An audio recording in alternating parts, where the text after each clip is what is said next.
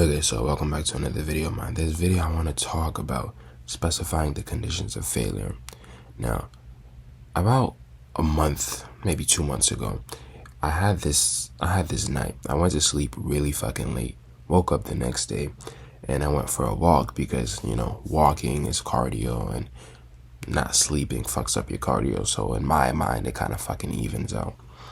Anyways, so I went for this walk, and while I was walking, I was doing like a bunch of walks, just going all over the neighborhood and walking. And I kept thinking, and what I was thinking about was how to stop this, train of just how to get shit better in general. I just didn't want to keep living like a fucking bum. So what I ended up coming to was the conclusion that I needed some discipline, some structure. So what I ended up doing was, me and my friend, we decided we need to go to the gym more frequently. Now, before this, we would always go to the gym whenever we kind of felt like it, but that was kind of shit. That wasn't working. So we would go to the gym more frequently, and that wasn't enough. We had to specify the days that we would go so we would know if we hadn't gone. Does that make sense? So the days we settled on was Monday, Wednesday, and Friday. These 3 days, they were mandatory. We had to be in the gym.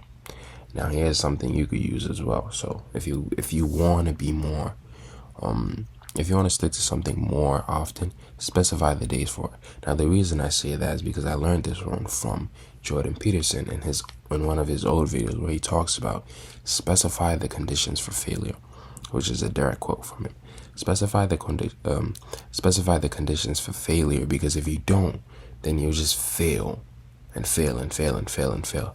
But you'll be oblivious to it. You kind of keep yourself blinded to the fact that you're failing until you fail so much that it's hard to ignore, right?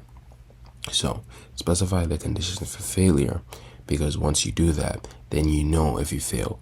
For instance, me, if I wake up on a Monday and I don't go to the gym, then I know I failed. If I wake up on a Wednesday or Friday and I don't go to the gym, then I know I have failed.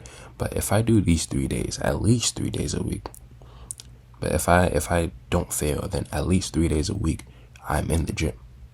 So now I'm becoming more disciplined. So even if it's a Monday and I have a double shift and I go to work and I come back from work, I still have to get it in.